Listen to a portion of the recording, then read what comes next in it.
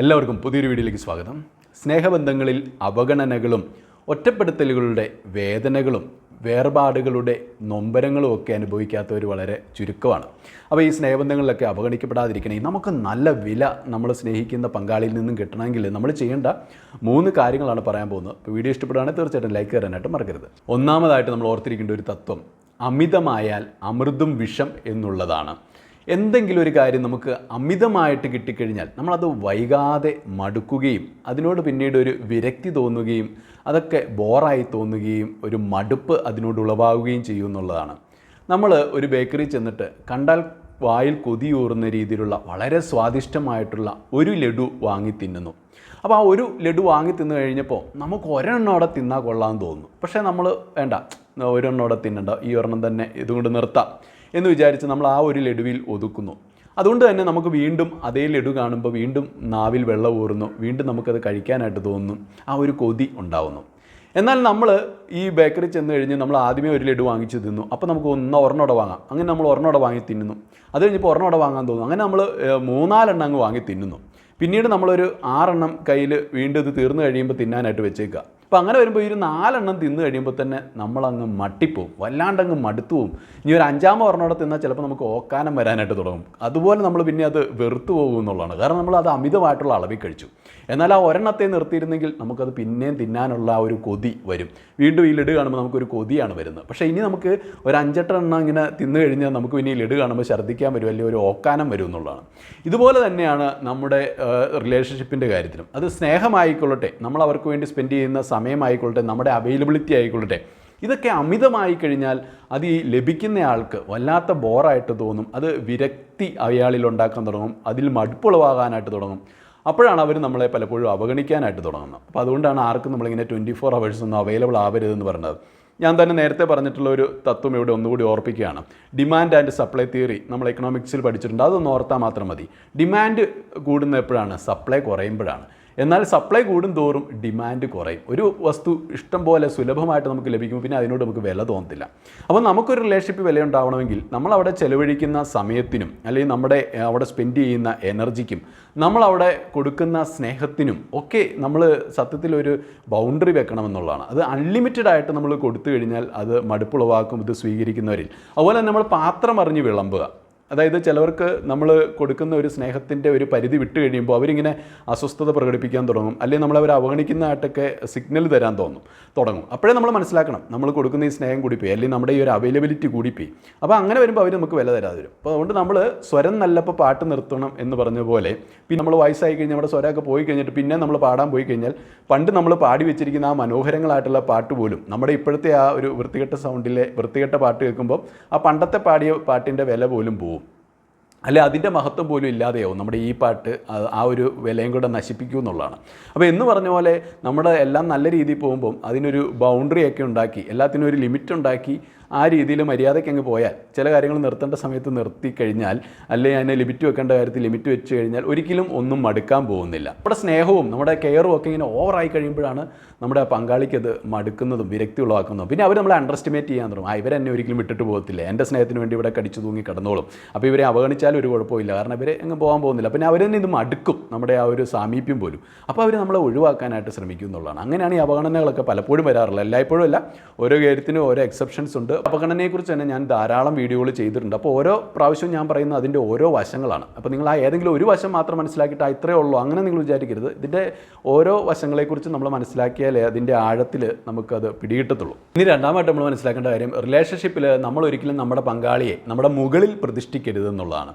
കാരണം നമ്മൾ ഒരാളെ എടുത്ത് മുകളിൽ പ്രതീക്ഷിക്കുമ്പോൾ നമ്മൾ ഓട്ടോമാറ്റിക്കലി താഴെയായി പോകും. അപ്പോൾ നമ്മൾ താഴെയായി പോയി കഴിഞ്ഞാൽ പിന്നെ അവർക്ക് ഒരിക്കലും നമ്മളെ ഈക്വലായിട്ട് കാണാൻ കഴിയത്തില്ല. അവരെപ്പോഴും നമ്മളെ അവർക്ക് താഴെയായിട്ട് മാത്രമേ കാണത്തുള്ളൂ. അപ്പോൾ നമുക്ക് അവരുടെ മുമ്പിൽ ഒരു വില എന്ന് പറഞ്ഞാൽ നമ്മൾ അവരുടെ ഒരു സെർവൻറ്റ് പോലെ ആയി പോകും എന്നുള്ളതാണ്. അപ്പോൾ അവർ കൽപ്പിക്കുന്നതൊക്കെ ചെയ്യുന്ന, അല്ലെങ്കിൽ അവരുടെ താളത്തിനൊത്ത് തുള്ളണ്ട ഒരു സെർവൻ്റായിട്ട് നമ്മൾ തന്നെ നമ്മളെ മാറ്റുകയാണ്. അപ്പോൾ ഒരിക്കലും അത് നമ്മൾ ചെയ്യരുത്. റിലേഷൻഷിപ്പിൽ എപ്പോഴും ആ ഒരു ഈക്വാലിറ്റി വരണം. ഒരു ഉദാഹരണം പറഞ്ഞു കഴിഞ്ഞാൽ, ഒരു പ്രൈവറ്റ് കമ്പനിയിലെ സാധാരണ ജീവനക്കാർ ആ ഒരു കമ്പനിയിലെ ഏറ്റവും ഉയർന്ന പൊസിഷനിലിരിക്കുന്ന സിഇഒയെ കാണുമ്പോൾ പല രീതിയിൽ ബഹുമാനം പ്രകടിപ്പിക്കും. എന്നാൽ ഈ സിഇഒ ആകട്ടെ അവരെ കാണുമ്പോൾ അത്ര വലിയ ബഹുമാനമൊന്നും പ്രകടിപ്പിക്കത്തില്ല. ചിലപ്പോൾ അയാൾ അവരെ കണ്ടില്ല എന്നുള്ള രീതിയിൽ നടന്നു പോകും, അല്ലെങ്കിൽ ഒരു പുച്ഛഭാവത്തോടെയൊക്കെ കടന്നു പോകുന്നത് കാണാം. അല്ലാതെ അവരെ അങ്ങോട്ട് കയറി കുനിഞ്ഞ് ബഹുമാനിക്കുകയോ അല്ലെങ്കിൽ ഏതെങ്കിലുമൊക്കെ രീതിയിലുള്ള ബഹുമാന പ്രകടനങ്ങൾ നടത്തുകയോ സാധാരണ രീതിയിൽ ചെയ്യാറില്ല. വളരെ എക്സെപ്ഷണൽ ആയിട്ടുള്ള ആളുകൾ ചിലപ്പോൾ അങ്ങനെ ചെയ്തെന്നിരിക്കാം. കാരണം ഇവിടെ മനുഷ്യ ബ്രെയിൻ്റെ ഒരു പ്രത്യേകത എന്ന് പറഞ്ഞു കഴിഞ്ഞാൽ അവനെ മനുഷ്യർ തന്നെ കൊടുക്കുന്ന ഒരു പദവിയാണെങ്കിൽ പോലും അവിടെ അവനെ തന്നെ സുപ്പീരിയറായിട്ട് കാണാൻ തുടങ്ങും എന്നുള്ളതാണ്. അപ്പോൾ മനുഷ്യർ തന്നിരിക്കുന്ന ഒരു പദവി തന്നെയാണ്. അവിടെ മറ്റു മനുഷ്യരിൽ നിന്നും ആ മനുഷ്യന് പ്രത്യേകിച്ച് യാതൊരു വ്യത്യാസവും ഇല്ല. അതിപ്പോൾ ഒരു സെലിബ്രിറ്റി ആയിക്കൊള്ളട്ടെ, വലിയൊരു കോടീശ്വരനായിക്കൊള്ളട്ടെ, അല്ലെങ്കിൽ ഒരുപാട് പദവിയിലിരിക്കുന്ന ആളായിരിക്കും, ആരുമായിക്കൊള്ളട്ടെ, അയാളും ഒരു മനുഷ്യൻ തന്നെയാണ്. സാധാരണ മനുഷ്യരെ പോലെ തന്നെ വിലയെ അയാൾക്കുമുള്ളൂ. പക്ഷേ മനുഷ്യർ തന്നെ കൊടുത്തിരിക്കുന്ന ചില സ്ഥാനമാനങ്ങൾ, അല്ലെങ്കിൽ ഇയാൾക്ക് കുറച്ച് കാശ് കൂടുതലുണ്ടായിരിക്കും, അല്ലെങ്കിൽ കുറച്ച് പ്രശസ്തി കൂടുതലുണ്ടായിരിക്കും.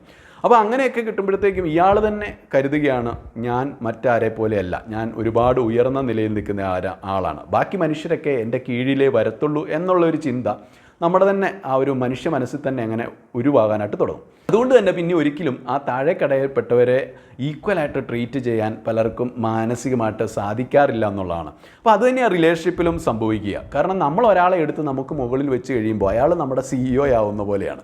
അയാൾ പിന്നെ നമ്മളെ വില കുറച്ചേ കാണത്തുള്ളൂ, അല്ലെങ്കിൽ നമ്മളെ അയാളുടെ കാൽക്കീഴിലാക്കി തന്നെ കാണത്തുള്ളൂ. അതുകൊണ്ട് തന്നെയാണ് ഞാൻ മുൻപൊരു വീഡിയോയിലും പറഞ്ഞത്, നമ്മൾ ആരെങ്കിലും വലിയ സെലിബ്രിറ്റി ആയിട്ട് കണ്ടാൽ അയാൾ നമ്മളെ വെറൊരു ഫാനായിട്ട് കാണും. ആരെങ്കിലും ഒരു വലിയ രാജാവായിട്ട് കണ്ടു കഴിഞ്ഞാൽ നമ്മളെ അവരൊരു പ്രജയായിട്ട് മാത്രമേ കാണത്തുള്ളൂ. അപ്പോൾ അതുകൊണ്ട് റിലേഷൻഷിപ്പിൽ എപ്പോഴും ഒരു ഈക്വൽ സ്റ്റേറ്റസ് ആയിരിക്കും കൊടുക്കണം. അപ്പം നമ്മളെ കഴിഞ്ഞും കൂടുതൽ പ്രത്യേകതയൊന്നും അവർക്കില്ല. അപ്പോൾ അതുകൊണ്ട് നമുക്ക് കൊടുക്കുന്ന അതേ ഇമ്പോർട്ടൻസ് തന്നെ അവർക്കും കൊടുക്കുക, അല്ലെങ്കിൽ അവർക്ക് കൊടുക്കുന്ന ഇമ്പോർട്ടൻസ് എങ്കിലും നമുക്കും കൊടുക്കണം. പലരും സ്വന്തം കാര്യം പോലും മാറ്റി വെച്ചിട്ട് ഒരു റിലേഷൻഷിപ്പിൽ ഇപ്പം വളരെ അത്യാവശ്യമായിട്ടൊരു കാര്യം ചെയ്യാനുണ്ടെങ്കിൽ പോലും റിലേഷൻഷിപ്പിലെ വ്യക്തി മീറ്റ് ചെയ്യണമെന്ന് പറയുമ്പോഴത്തേക്കും നമ്മൾ ചിലരിങ്ങനെ ചത്ത് കിടന്ന് സ്നേഹിക്കുന്നവരുണ്ട്. അതായത് സ്നേഹത്തിന് വേണ്ടി വല്ലാണ്ട് നീഡിയായിട്ട് വല്ലാണ്ട് ക്ലിങ്ങി ആയിട്ട് സ്നേഹിക്കുന്നവരുണ്ട്. അവരൊക്കെ തങ്ങളുടെ ജീവിതത്തിലെ എല്ലാ പ്രധാനപ്പെട്ട കാര്യങ്ങളും പോലും മാറ്റി വെച്ചിട്ട് ഈ ഒരു സ്നേഹബന്ധത്തിൽ ഏർപ്പെട്ട വ്യക്തിയെ കാണാനായിട്ട് അങ്ങനെ പോകും. ഇവിടെയൊക്കെ സംഭവിക്കുന്ന അവർ സ്വന്തം പ്രാധാന്യം മറക്കുന്നു, അല്ലെങ്കിൽ തങ്ങളും മറ്റേ വ്യക്തിയെ പോലെ തന്നെ ഈക്വൽ ആണ് എന്നുള്ള ഒരു കാര്യം മറക്കുന്നു. എന്നാൽ മറ്റേ വ്യക്തിയാകട്ടെ ഒരിക്കലും അവരുടെ കാര്യങ്ങളൊന്നും, ചെറിയ കാര്യങ്ങൾ പോലും ചിലപ്പോൾ ഈ ഒരു വ്യക്തിക്ക് വേണ്ടി മാറ്റി വെക്കുകയല്ലാത്ത ആളായിരിക്കും. അങ്ങനെ കൂടി ഒരു സ്വഭാവം നമ്മുടെ ഒരു പങ്കാളിക്കുണ്ടെങ്കിൽ ഒരിക്കലും നമ്മൾ നമ്മുടെ മുകളിൽ ഒരു സ്ഥാനം അവർക്ക് കൊടുക്കരുത്. നമുക്ക് ഈക്വലായിട്ട് മാത്രമേ അവർക്കൊരു സ്ഥാനം കൊടുക്കാറുള്ളൂ എന്നുള്ളതാണ്. ഇനി മൂന്നാമായിട്ട്, നിഷ്കാമകർമ്മയ്ക്ക് ഒരു റിലേഷൻഷിപ്പിൽ യാതൊരു സ്ഥാനവും ഇല്ല എന്നുള്ളതാണ്. കാരണം നമ്മൾ നിഷ്കാമകർമ്മ നമുക്ക് എല്ലാവർക്കും അറിയാം. നമ്മളൊരിക്കലും പ്രതിഫലം ഇച്ഛിക്കാതെ നമ്മുടെ പ്രവൃത്തികൾ ചെയ്യുക എന്നുള്ളതാണ്. പക്ഷേ അത് റിലേഷൻഷിപ്പിൽ അത്ര പോസിബിൾ ആയിട്ടുള്ള ഒരു കാര്യമല്ല. ബാക്കി എല്ലാ കാര്യങ്ങളിലും ഓക്കെ, നിഷ്കാമകർമ്മയൊക്കെ നമുക്ക് ചെയ്യാമെന്ന് വെക്കാം. പക്ഷേ റിലേഷൻഷിപ്പിൽ അത് സാധ്യമല്ലാത്തതിന് കാരണം നമ്മുടെ മനുഷ്യ മനസ്സിന്, അല്ലെങ്കിൽ നമ്മുടെ ഒരു മനുഷ്യൻ്റെ ബ്രെയിൻ്റെ ഒരു സ്വഭാവം അനുസരിച്ച് നമ്മളിങ്ങനെ ഒരു വ്യക്തിയെ സ്നേഹിക്കുന്നുണ്ടെങ്കിൽ, ആ ഒരു സ്നേഹബന്ധത്തിന് വേണ്ടി നമ്മൾ ഇൻവെസ്റ്റ് ചെയ്യുന്നുണ്ടെങ്കിൽ, അതുപോലെ തന്നെ ആ വ്യക്തിയിൽ നിന്നും മനുഷ്യ മനസ്സ് ആ ഒരു സ്നേഹം തിരിച്ചു കൊതിക്കും. അപ്പോൾ അതുകൊണ്ടാണല്ലോ റിലേഷൻഷിപ്പൊക്കെ ഉണ്ടാകുന്നത്.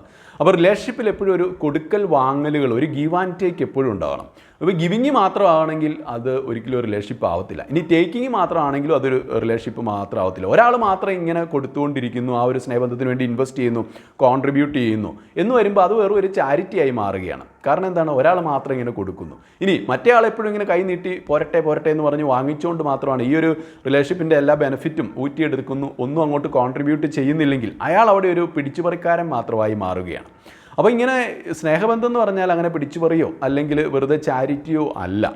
അവിടെ ഒരു ഗിവ് ആൻഡ് ടേക്ക് വേണം. അങ്ങോട്ട് നമ്മൾ സ്നേഹം കൊടുക്കുന്നു. ഓഫ് കോഴ്സ് നമ്മൾ സ്നേഹം കൊടുക്കുമ്പോഴും അമിതമായിട്ട് പ്രതീക്ഷിക്കാൻ പാടില്ല. തീർച്ചയായിട്ടും അവിടെ പലർക്കും പറ്റുന്ന എല്ലാവരും അങ്ങോട്ട് സ്നേഹം കൊടുക്കുമ്പോൾ ഒരുപാട് അമിതമായിട്ട് അൺഹെൽത്തി ആയിട്ടുള്ള പ്രതീക്ഷകൾ വെച്ച് പുലർത്തുന്നതുകൊണ്ടാണ് പലർക്കും നിരാശപ്പെടേണ്ടി വരുന്നത്. ഒന്നാമായിട്ട് നമ്മൾ തന്നെ സ്നേഹത്തിൻ്റെ കാര്യത്തിൽ സ്വയം പര്യാപ്തരായിരിക്കണം. നമ്മൾ നമ്മളെ തന്നെ സ്നേഹിക്കുന്നുണ്ടായിരിക്കണം. അപ്പോൾ നമ്മൾ തന്നെ ഈ ഒരു സ്നേഹവും സംതൃപ്തിയും നമ്മുടെ ഉള്ളിൽ തന്നെ കണ്ടെത്താൻ കഴിഞ്ഞു കഴിഞ്ഞാൽ, അല്ലെങ്കിൽ നമ്മൾ തന്നെ എല്ലാ കാര്യത്തിലും സ്വയം പര്യാപ്തരായി കഴിഞ്ഞാൽ മറ്റൊരു വ്യക്തിയെ നമുക്ക് ആശ്രയിക്കേണ്ടി വരത്തില്ല. അപ്പോൾ അവരത് തന്നില്ലേ പോലും നമുക്ക് പ്രശ്നമില്ല. പക്ഷേ ഒരു റിലേഷൻഷിപ്പിൽ തീർച്ചയായിട്ടും ആ ഒരു കൊടുക്കൽ വാങ്ങലുകൾ നടക്കുമ്പോൾ മാത്രമേ ആ ഒരു ബന്ധം വളരത്തുള്ളൂ എന്നുള്ളതാണ്. അല്ലെങ്കിൽ നമുക്ക് അവരുടെ സ്നേഹം കിട്ടിയില്ലെങ്കിലും കുഴപ്പമില്ലായിരിക്കും, പക്ഷേ അവിടെ ബന്ധം വളരില്ല അവരിങ്ങോട്ട് തരുന്നില്ലെങ്കിൽ.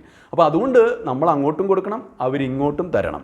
അപ്പോൾ അതൊരു ബാലൻസ്ഡ് ആയിട്ടുള്ള രീതിയിൽ പോകണം എന്നുള്ളതാണ്. അപ്പോൾ എല്ലാം അത് ബാലൻസിങ് ആയിട്ട് തന്നെ നടന്നു പോകുമ്പോഴേ ആ സ്നേഹബന്ധം യഥാർത്ഥമായിട്ടുള്ള രീതിയിൽ വർക്കൗട്ട് ആവത്തുള്ളൂ. അല്ലാതെ ഒരാൾ തന്നെ സ്നേഹബന്ധത്തിന് വേണ്ടി ഇൻവെസ്റ്റ് ചെയ്യുമ്പോൾ അയാൾ മാത്രമാവും ആ സ്നേഹബന്ധത്തിൻ്റെ ആവശ്യക്കാരൻ. മറ്റേ ആൾ അതിൻ്റെ ബെനിഫിറ്റ് മാത്രം പറ്റുന്നു, പക്ഷേ അതിന് വേണ്ടിയിട്ട് ഒന്നും ഇൻവെസ്റ്റ് ചെയ്യുന്നില്ല. അതുകൊണ്ട് തന്നെ അയാൾക്ക് ഈ ഇൻവെസ്റ്റ് ചെയ്യുന്ന ആളോട് യാതൊരു രീതിയിലുള്ള ഒരു മെൻ്റൽ അറ്റാച്ച്മെൻറ്റും ഉണ്ടാവത്തില്ല എന്നുള്ളതാണ്. ഇനി അയാൾ ആ ബന്ധത്തിന് വേണ്ടി ഒട്ടും ഇൻവെസ്റ്റ് ചെയ്യാത്തതുകൊണ്ട് തന്നെ അയാൾക്ക് ഒരു മനസാക്ഷി ഇല്ലാതെ എപ്പോൾ വേണേലും ആ ബന്ധം വിട്ടിട്ട് പോകാനും സാധിക്കും എന്നുള്ളതാണ്. അതാണ് പലപ്പോഴും റിലേഷൻഷിപ്പിൽ ഏതെങ്കിലും ഒരു പങ്കാളി, അതൊരു സ്ത്രീ ആയിക്കോട്ടെ പുരുഷനായിക്കോട്ടെ, മറ്റേ പങ്കാളിക്ക് എന്ത് ഫീലിങ്സ് ആവുന്നോ അല്ലെങ്കിൽ അവർക്ക് എത്ര വേദനിക്കുമെന്നോ ഒന്നും നോക്കാതെ അവർക്ക് ആ ബന്ധം പിരിയണം തോന്നുമ്പോൾ ആ സെക്കൻഡ് അവരത് ഇട്ടിട്ട് പോകും. കാരണം എന്തുകൊണ്ട് അവരൊട്ടും ആ ബന്ധത്തിന് വേണ്ടി ഇൻവെസ്റ്റ് ചെയ്തിട്ടില്ല. അതുകൊണ്ട് തന്നെ എപ്പോൾ വേണമെങ്കിലും അവർക്ക് ആ ബന്ധം ഇട്ടിട്ട് പോകാനായിട്ട് പറ്റും എന്നുള്ളതാണ്. നമ്മളൊക്കെ മനുഷ്യരാണ്. അതുകൊണ്ട് തന്നെ നമ്മൾ സ്നേഹിക്കാനും സ്നേഹിക്കപ്പെടാനും ആഗ്രഹിക്കുന്നവരാണ്. അതുകൊണ്ട് ഈ കൊടുക്കുന്ന സ്നേഹം നമ്മൾ തിരിച്ചും പ്രതീക്ഷിക്കും അതുപോലെ. അപ്പോൾ അങ്ങനെ തിരിച്ച് പ്രതീക്ഷിക്കരുത് എന്ന് പറയാൻ പറ്റത്തില്ല. കാരണം അത് മാനുഷിക നേച്ചറാണ്, നമ്മളത് പ്രതീക്ഷിക്കും. പക്ഷേ നമ്മളവിടെ ശ്രദ്ധിക്കേണ്ടത്, നമ്മൾ അമിതമായിട്ട് ആരിൽ നിന്നൊന്നും പ്രതീക്ഷിക്കാൻ നിൽക്കേണ്ട. എല്ലാം ബാലൻസ്ഡ് ആയിട്ടുള്ള, എല്ലാം ഹെൽത്തി ആയിട്ടുള്ള രീതിയിലായിരിക്കണം നമ്മൾ കൊടുക്കുന്നതും വാങ്ങുന്നതും അല്ലെ അവരിൽ നിന്ന് പ്രതീക്ഷിക്കുന്നതും ഒക്കെ. എന്നാൽ നമ്മൾ മാത്രമാണ് ആ ഒരു സ്നേഹബന്ധത്തിൽ ഇൻവെസ്റ്റ് ചെയ്യുന്നത്, മറ്റേ ആൾ ഒട്ടും ഇൻവെസ്റ്റ് ചെയ്യുന്നില്ല എന്ന് നമുക്ക് പൂർണ്ണമായിട്ടും ബോധ്യപ്പെട്ടാൽ പിന്നെ ആ ഒരു ബന്ധം നമ്മൾ അവിടെ വെച്ച് തന്നെ ബ്രേക്കപ്പ് ആക്കണം. അത് തുടർന്നുകൊണ്ട് പോകരുത്.